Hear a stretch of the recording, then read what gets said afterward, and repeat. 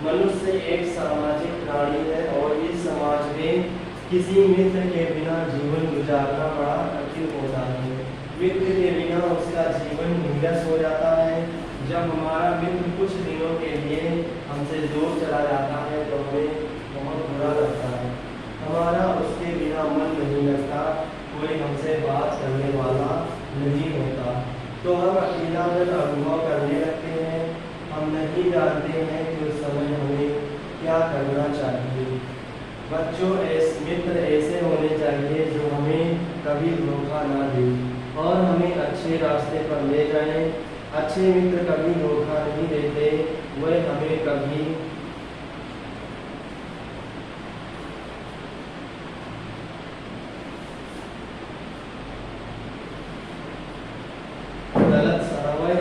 गलत सलाह नहीं देते।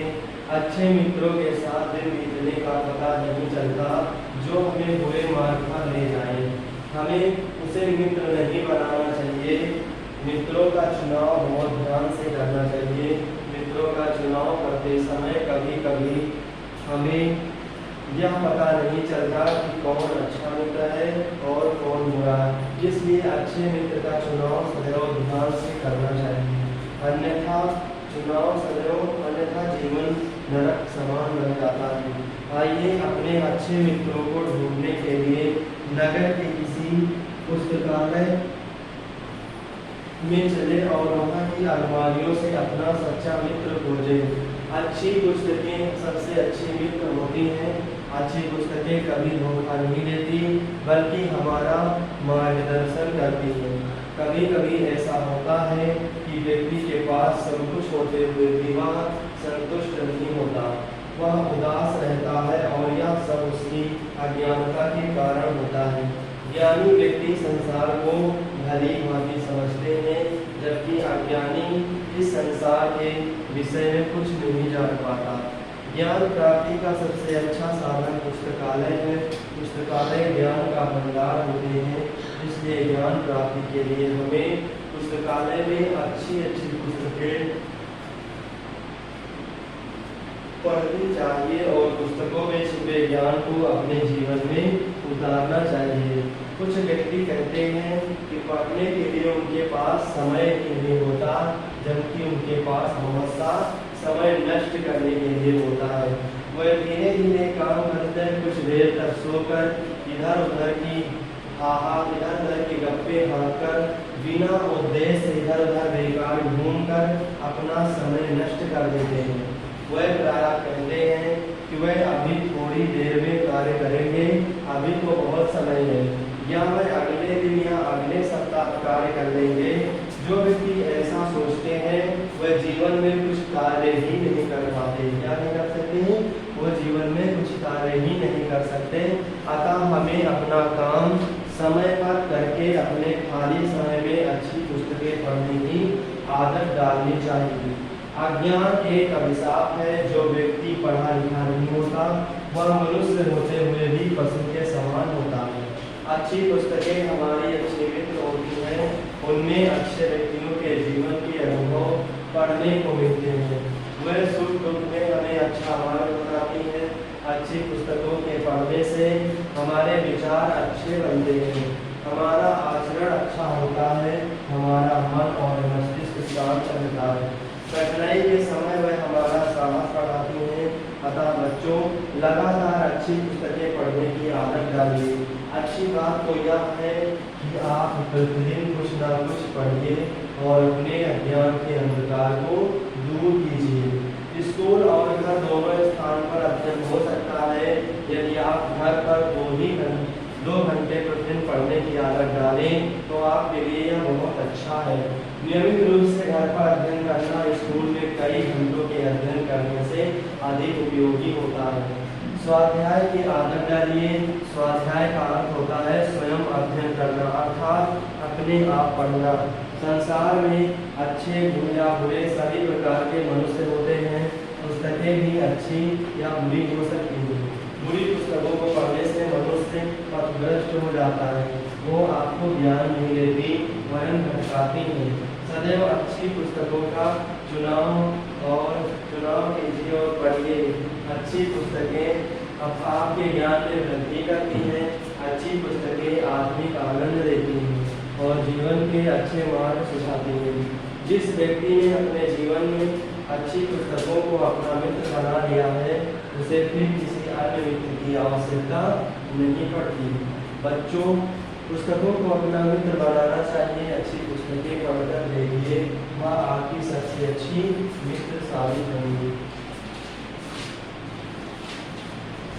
अगला है चतुर विधाओ। हमें किसी अनजाने मनुष्य को अपना मित्र नहीं बनाना चाहिए। हमें किसी अनजाने मित्र को अपना अनजाने मनुष्य को अपना मित्र नहीं बनाना चाहिए, चाहे वह कितनी भी मीठी मीठी बातें क्यों न कर सके या उससे बहकावे में नहीं आना चाहिए।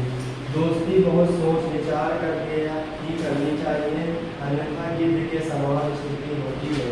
गंगा नदी के किनारे एक बहुत बड़ा वृक्ष था। उसकी कोटर यानी खोखर में एक बूढ़ा गिद्ध रहता था। उस पेड़ पर रहने वाले पक्षी उसका आदर करते थे। वह दिन भर जो दाना चुगा लाते उसका कुछ भाग उस बूढ़े गिद्ध को भी दे देते थे। वह इन पक्षियों के बच्चों की देखभाल करता था। पक्षी भी अपने बच्चों को गिद्ध के ऊपर छोड़कर निश्चिंत रहते थे। इस प्रकार सभी प्रेम पूर्वक अपना जीवन व्यतीत कर रहे थे। एक दिन लंबे लंबे कानों वाला एक बिलाव पेड़ के पास आया। घोंसले से झाँकते हुए चूजे और उसकी चूं चूं की आवाज़ उसे सुनाई दी। वह पेड़ की ओर देखने लगा। उसे देखकर बच्चे डर गए। वह चिल्लाने लगे, बोले कि मैंने देखा ये सब क्यों हो रही है। उसने बिलाव को देखा तो स्थिति को समझ गया। वह बिलाव पर चिल्लाया, भाग जाओ अन्यथा मार दूंगा। बिलाव ने चालाकी से कार्य किया और गिद्ध की प्रशंसा करने लगा।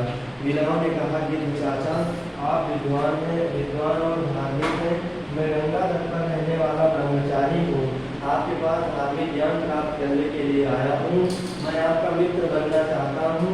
यदि आप मुझे मारना ही चाहते हैं तो मार दीजिए। गिद्ध ने बिलाव को अपना मित्र बनाकर अपने पास रख दिया। दोनों एक साथ रहते थे। जब उपदेश देकर आराम करता तो बिलाव उसके पैर दबाने लगता। धीरे धीरे गिद्ध गहरी नींद में सो जाता। बिलाव अपने स्वाद के अनुसार बच्चों और अंडों को खा जाता। देखो ना कैसा बढ़िया।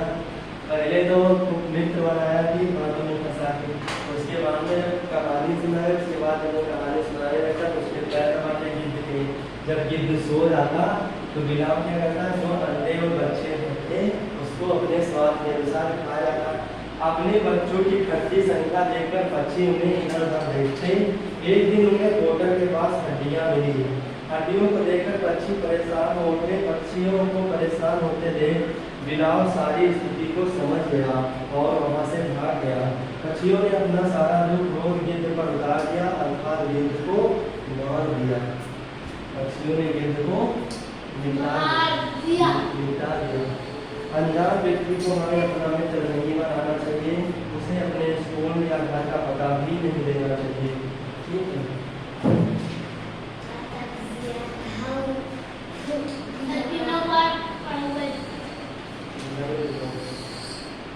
उसके बाद में आता है दया का फल, यानी दया करने से कैसा फल मिलता है उसको ध्यान से समझेंगे। यह घटना उस समय की है जब भारत में छुआछूत की प्रथा प्रचलित थी। कुछ जाति के लोगों को उच्च एवं कुछ जाति के लोगों को निम्न माना जाता था। निम्न जाति के लोगों को हृदय दृष्टि से देखा जाता था। उनके स्पर्श मात्र को भी अशुभ माना जाता था। एक दिन एक ब्राह्मण अपने काम से कहीं जा रहा था। रास्ते में उसे किसी के कहराने की आवाज़ सुनाई दी। वह अपना रास्ता छोड़कर आवाज़ की ओर चल पड़ा। उसने देखा कि एक महिला जमीन पर पड़ी हुई है और एक विषैला सांप उसे डसकर जा रहा है। वह स्त्री निम्न जाति की थी। वह ब्राह्मण बिना विलंब किए उसके उपचार में लग गया। उसने आसपास देखा पर उसे पाँव में बांधने के लिए कोई वस्तु नहीं मिली। उसने अपना पवित्र जनेऊ उतारा, उसे उस स्त्री के पैर में बांध दिया और पास में पड़े कांच के टुकड़े से घाव को कुरेद कर खून निकाल दिया, जिससे खून के साथ जहरीली निकलने लगा। इसी समय वहाँ गांव के अनेक लोग एकत्रित हो चुके थे। ब्राह्मण जाति के लोग जनेऊ को बहुत पवित्र मानते हैं। उसे एक पल के लिए भी शरीर से अलग नहीं करते। जब लोगों ने जनेऊ को निम्न जाति की स्त्री के पैरों में बंधे देखा तो वे बहुत क्रोधित हुए। धर्म के कुछ ठेकेदारों ने उस ब्राह्मण की बहुत निंदा की। उन्होंने कहा, यह अधर्मी है, इसने पवित्र जनेऊ का अपमान किया। वह ब्राह्मण जाति के योग्य नहीं है, लेकिन वह परोपकारी। ब्राह्मण उस समय उनकी बातों पर ध्यान न देकर उस स्त्री की प्राण रक्षा में लगा। अतः अंततः उस स्त्री को होश आ गया। उस ब्राह्मण ने राहत की सांस ली। यह सज्जन और कोई अन्य नहीं, हिंदी के सुप्रसिद्ध साहित्यकार आचार्य हजारी प्रसाद द्विवेदी थे। उन्होंने क्रुद्ध भीड़ को समझाया, दया स्वयं ही धर्म है। यह किसी जात पात या पंथ को नहीं देखती। जिस मनुष्य में दया नहीं है वह मनुष्य रूप में पत्थर ही है।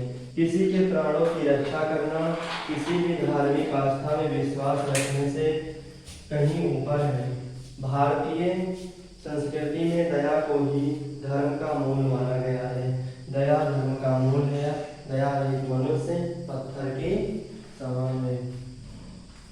ठीक, लीजिए आप सब लोग एक एक पाठ करके पढ़िए।